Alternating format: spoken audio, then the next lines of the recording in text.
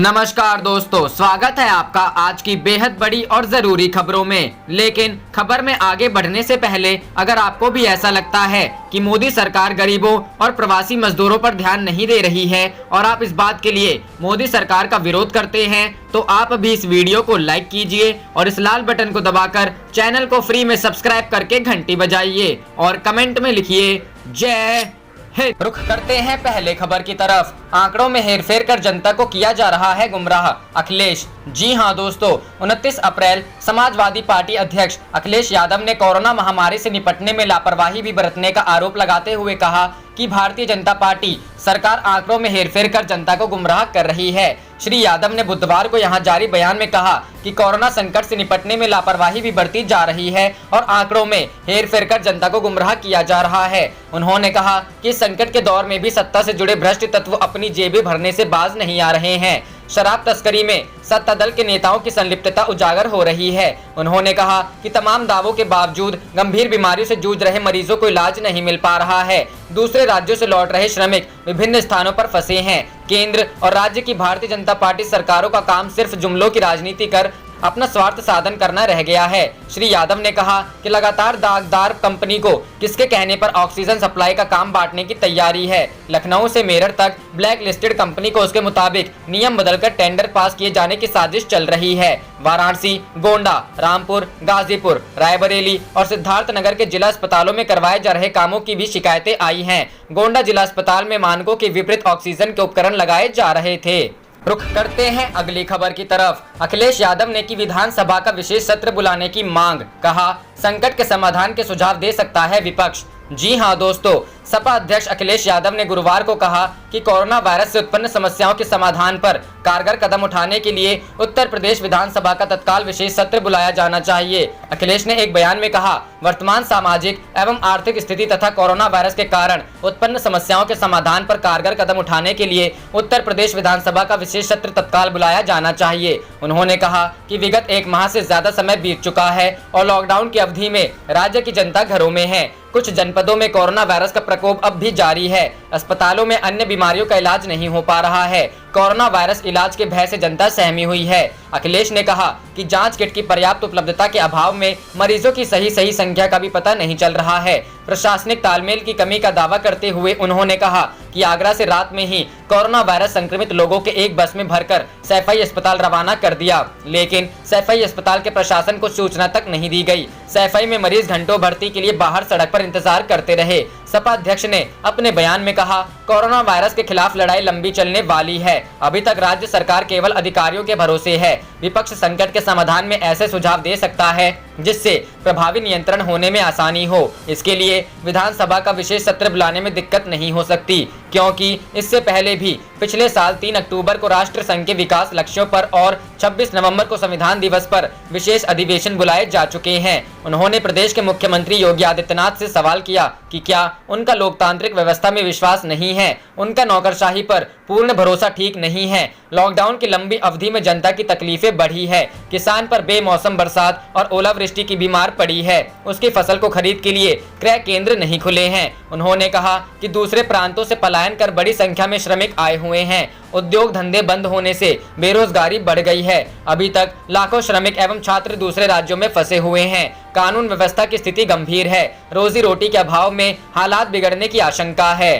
रुख करते हैं अगली खबर की तरफ। आज आपकी बारी है, कल वक्त आने पर जनता देगी जवाब। लालू यादव ने नीतीश पर साधा निशाना। जी हां दोस्तों, राजद प्रमुख लालू प्रसाद यादव भले ही जेल में बतौर सजायाफ्ता कैदी के तौर पर सजा काट रहे हैं, लेकिन वह बिहार की नीतीश सरकार पर हमले का कोई मौका नहीं गंवाते हैं। ट्विटर के जरिए सक्रिय रहने वाले लालू प्रसाद यादव ने अब लॉकडाउन की वजह से बिहार के बाहर फंसे मजदूरों और छात्रों को लेकर हमला बोला है। उन्होंने दूसरे राज्यों में फंसे हजारों बिहारी छात्रों और लाखों बिहारी मजदूरों को लेकर मुख्यमंत्री नीतीश कुमार को चेताया है। लालू यादव ने ट्वीट कर नीतीश कुमार की सरकार को जालिम सरकार कहा है। उन्होंने कहा कि आज आपकी बारी है, कल वक्त आने पर जनता आपको जवाब देगी। लालू प्रसाद यादव ने ट्वीट कर कहा कि कबीर के इस दोहे में हमारे मजदूर भाइयों की भावना और बिहार सरकार के लिए संदेश छिपा है। माटी कहे कुम्हार से, तू क्या रौंदे मोए, एक दिन ऐसा आएगा मैं रौंदूंगी तोय। बिहार के बेटे बेटियों के साथ जो रवैया ये जालिम सरकार अपना रही है, वही रवैया ये करोड़ों दुखियारे इस सरकार के खिलाफ अपनाएंगे।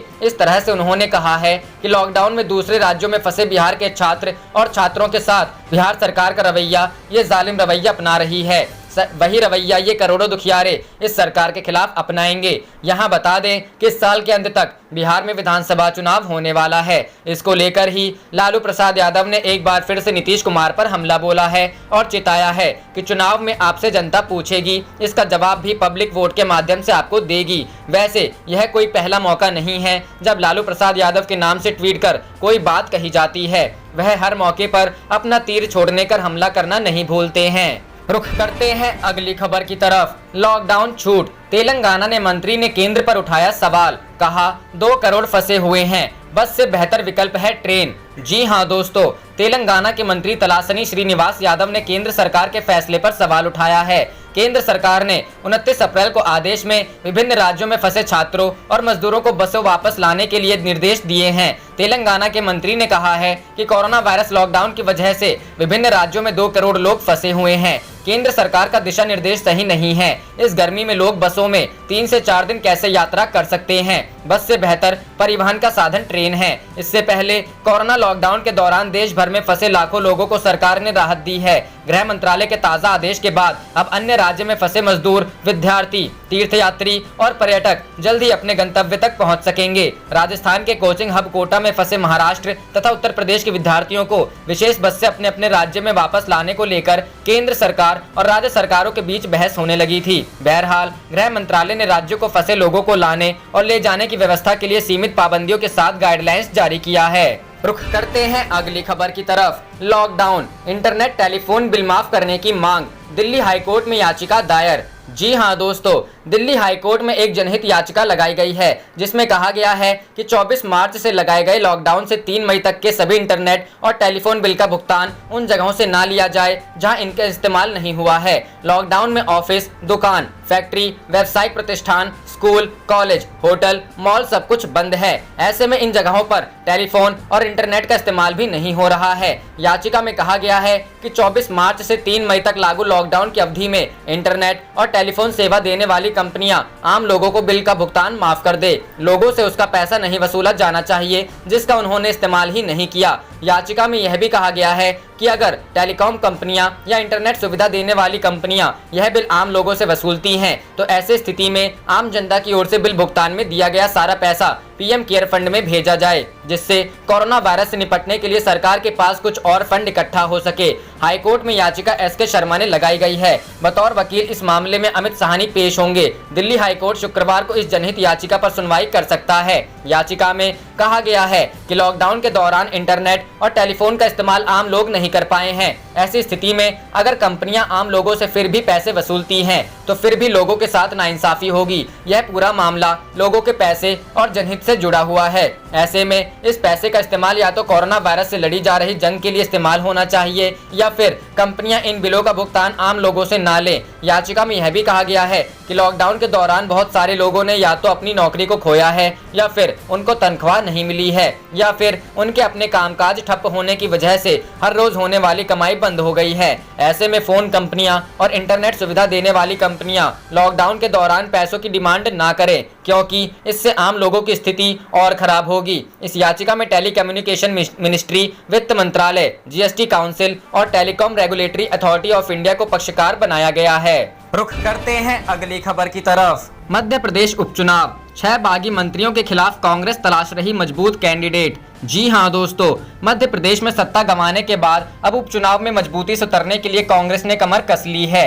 6 पूर्व मंत्री सहित 22 बागी विधायकों ने ज्योतिरादित्य सिंधिया के साथ कांग्रेस से इस्तीफा दे दिया था, जिसके चलते कमलनाथ को सत्ता से हाथ धोना पड़ा है। इसी के चलते कांग्रेस ने बागियों में सबसे पहले 6 पूर्व मंत्रियों की घेराबंदी करने की रणनीति बनाई है। कांग्रेस इन 6 बागी मंत्रियों के सामने मजबूत कैंडिडेट की तलाश शुरू कर दी है ताकि बगावत का हिसाब बराबर हो सके। बता दें कि सिंधिया के समर्थक जिन 22 विधायकों ने इस्तीफा देकर बीजेपी का दामन थामा था उनमें 6 मंत्री भी शामिल थे। रुख करते हैं अगली खबर की तरफ। कोरोना, मिडिल और लोअर मिडिल क्लास की बढ़ेगी मुश्किल। राजन ने बताई ये 5 बड़ी बातें। जी हां दोस्तों, कोरोना वायरस की वजह से देश भर में 40 दिनों का लॉकडाउन है। इससे देश की इकोनॉमी बुरी तरह से प्रभावित हो रही है। लॉकडाउन के बीच कांग्रेस नेता राहुल गांधी ने रिजर्व बैंक ऑफ इंडिया के पूर्व गवर्नर रघुराम राजन से बात की है। इस दौरान राहुल गांधी ने रघुराम राजन से देश की इकोनॉमी की चुनौतियों और उपाय के बारे में जानकारी ली। रघुराम राजन ने कहा कि लॉकडाउन हमेशा के लिए जारी नहीं रखा जा सकता और अब आर्थिक गतिविधियों को खोलने की जरूरत है ताकि लोग अपना काम धंधा फिर शुरू कर सके। हालांकि उन्होंने यह भी कहा कि यह कदम सावधानी पूर्वक उठाया जाना चाहिए। राजन ने कहा कि कोविड-19 से निपटने के लिए भारत जो भी कदम उठाएगा उसके लिए बजट का ही एक सीमा है। रघुराम राजन के मुताबिक इस वक्त गरीबों की मदद करना जरूरी है, जिसके लिए सरकार के करीब 65,000 करोड़ रुपए खर्च होंगे। हम प्रबंध कर सकते हैं क्योंकि हमारी अर्थव्यवस्था 200 लाख करोड़ रुपए की है। रिजर्व बैंक के पूर्व गवर्नर रघुराम राजन ने कहा कि वैश्विक मंच पर भारत एक बड़ी भूमिका निभा सकता है। शक्तिहीन लोगों को शक्तिशाली नेता अच्छा लगता है। हम एक विभाजित समाज के साथ कहीं नहीं पहुंच सकते हैं। रघुराम राजन के मुताबिक आज स्वास्थ्य, नौकरी के लिए अच्छी व्यवस्था करने की जरूरत है। रघुराम राजन ने आगे कहा, मुझे लगता है कि ग्लोबल आर्थिक सिस्टम में कुछ गलत तो है। लोगों के पास नौकरी नहीं है, जिनके पास नौकरी है उनको आगे की चिंता है। आय का असमान वितरण हो रहा है, अवसरों का सही वितरण करना होगा। राजन के मुताबिक इस समय भारत के लिए अपने इंडस्ट्री को आगे बढ़ाना मौका है। राजन ने कहा कि हमारे पास लोगों के जीवन को बेहतर करने का तरीका है। फूड, हेल्थ, एजुकेशन पर कई राज्यों ने अच्छा काम किया है, लेकिन सबसे बड़ी चुनौती लोअर मिडिल क्लास और मिडिल क्लास के लिए है, जिसके पास अच्छे जॉब नहीं होंगे। राजन ने कहा कि लॉकडाउन के बाद भारत के संदर्भ में अब तक जो आंकड़े आए हैं वो चिंताजनक है। रिजर्व बैंक के पूर्व गवर्नर ने कहा, अगर आप CMII के आंकड़े को देखें तो कोविड-19 के कारण 10 करोड़ और लोगों से रोजगार छिन गया है। हमें अर्थव्यवस्था को इस तरह से खोलना होगा कि लोग फिर से काम कर लौट सकें। रुख करते हैं अगली खबर की तरफ। कोरोना की नई गाइडलाइन पर बोले अशोक गहलोत, बिना ट्रेन चलाए लाखों लोगों को लाना संभव नहीं। जी हां दोस्तों, केंद्र सरकार की तरफ से नई गाइडलाइन जारी करते हुए मंगलवार को उन लोगों को राहत दी गई है जो छात्र, प्रवासी और पर्यटक दूसरे राज्यों में कोरोना लॉकडाउन के चलते हुए फंसे हुए हैं। इसके लिए राज्यों के बीच बसों को चलाने की अनुमति दी गई है, लेकिन राजस्थान के मुख्यमंत्री अशोक गहलोत ने केंद्र से विशेष ट्रेन चलाने की मांग करते हुए PM मोदी से आग्रह किया है कि लाखों प्रवासियों और एवं श्रमिकों को सुरक्षित लाना बस से संभव नहीं है। गहलोत ने कहा कि आने वाले समय में और भी श्रमिक अपना पंजीयन करा सकते हैं। ऐसे में कामगारों की इतनी बड़ी संख्या तथा लंबी दूरी को देखते हुए विशेष ट्रेनों का संचालन किया जाना कामगारों के सुरक्षित घर लौटने का व्यवहारिक समाधान होगा। हालांकि गहलोत ने गृह मंत्रालय की तरफ से अंतर्राज्यीय श्रमिकों और प्रवासियों के आवागमन के बारे में बुधवार को जारी आदेश का स्वागत किया है।